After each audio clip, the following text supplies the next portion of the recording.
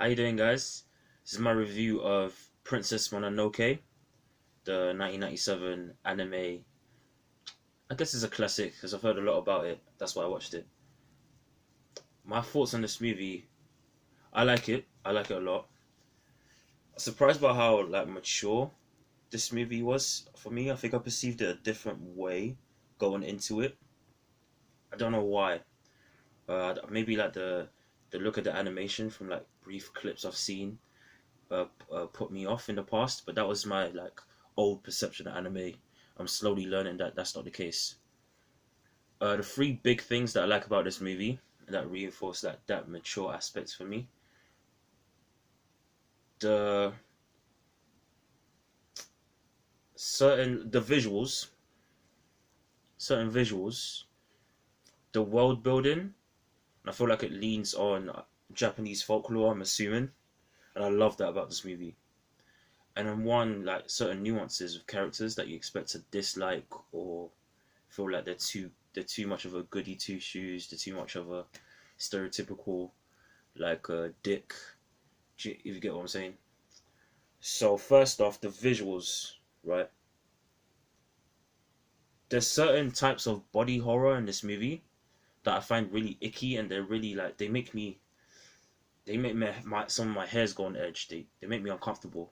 But I feel like that was to the movie's benefit, the film's benefit, because that unsettles me as far as scary imagery. That unsettles me more than seeing a bloody, gory film. Even though I'm standoffish with horror. You may have seen some of my horror videos on my channel. But if you haven't, know that I'm just standoffish with mature kind of gore imagery in general. And this didn't have a lot of it, but when it showed, there's certain things in this movie that is like a body horror type stuff, and it's very icky for me. But I felt like it was in a good way because it reinforced from the beginning. There's consequences to certain actions that that characters take, that groups of people take, and yeah, it just told me from the get go, the first 5 to 10 minutes of the movie, okay, this movie is not, ain't no Marvel type thing. This is serious, and that's why the visuals is one of the things that made me like this movie and reinforce that mature tone of it. Secondly, this is one of my favorite things about this movie. I don't know if it's exactly influenced by Japanese folklore and mythology, but that's another big point for me in this movie. I love what they did at the world building. Um, some of the beings in this film, I was about to spoil it.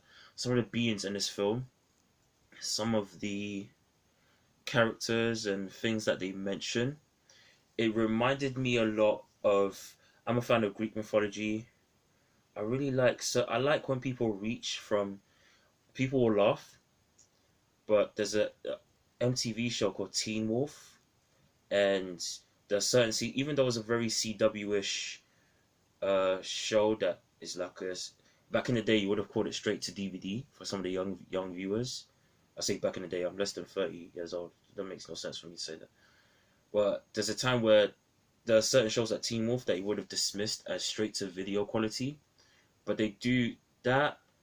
Van Helsing, those are the closest mainstream examples of stuff that doesn't just do basic things with certain types of folklore. They don't just go vampires, werewolves. They don't just go trolls and fairies. If it really felt like this was a deep world with so many different kinds of creatures and beings in it, and I really liked that about this movie. Even though it almost felt like a Jungle Book vibe for me. Yeah, it reminded me that Greek myth that I'm a fan of, and I wish so much.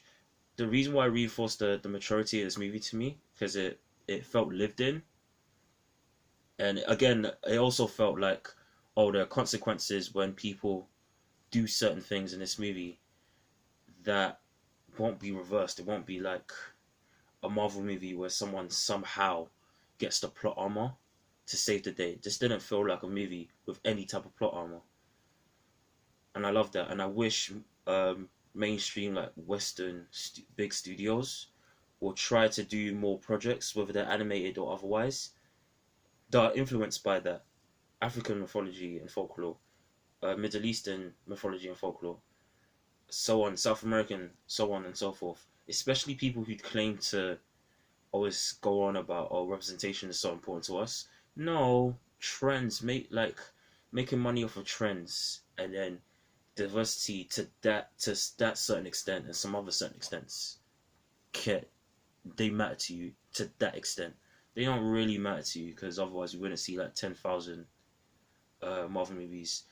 I can see a reboot of Blades, but will you show me other things?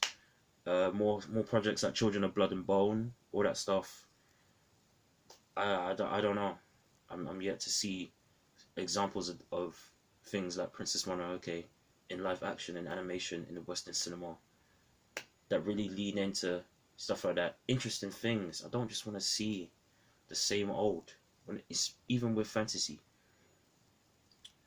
That's a big like for me. This movie, the world building, and then lastly,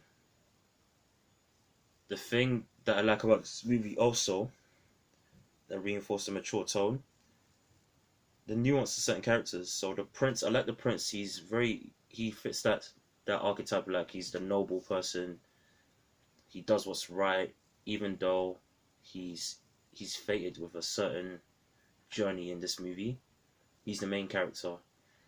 He doesn't seem like he's someone who is just gonna go down a strict path this way. Like people mention in multiple times in this movie, why it feels like you're playing both sides. Are you with so and so group or are you with this? And it didn't feel like he was completely drawn in by one group or another. I really was invested in his character as a character. He didn't feel like he was just someone who he just caught sight of someone and was following them just to follow them. He had a journey, but he was also like, in my opinion, a single-minded person. And also like, there's a lady in this movie. Actually, I won't say her name to not spot, so I won't spoil it. There's a lady in this movie who I would understand if rightly so you're watching this movie and you feel like she's a dick, like she's the cause of not only some of the prince's problems, but some of the problems in this movie that is explored. But at the same time, they show a scene with her and a group of people that she's helped out in the town that she rules, and it makes you remember, oh, you know what? There's good and bad to everyone. It doesn't have to be strictly one way or the other.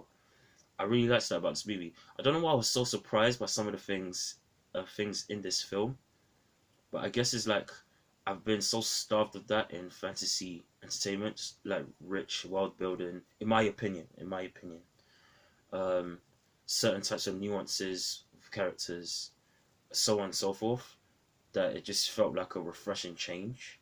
Like this movie felt like some of the movies I've seen, some other animes I've seen, some other fantasy, Marvel, all that type of stuff. But it felt like it was in a league of its own. At the same time, I really liked that about this film. And like I said, uh, that lastly, the nuance of of certain characters reinforced certain things that made this movie feel more adult for me. And that was a big takeaway. Like this is not, maybe just because anime it could be perceived as kiddie, but some of the things in this movie didn't feel kiddie for me. Actually felt like they were teachable moments, and I really liked that. But not forced down your throat like certain other entertainment across the hemisphere, right? Those are my thoughts on this movie. Like I said, love the world building, the visuals, certain characters and the nuances of them. Tell me your thoughts down below, guys. If you've seen this movie, did you like it? If you haven't seen this movie, would you watch it? It's on Netflix. So you can if you want to, if you have Netflix. In the UK, I don't know. Otherwise, press that thumbs up button if you like this video. Share, subscribe. Other than that, I'm out. Salute.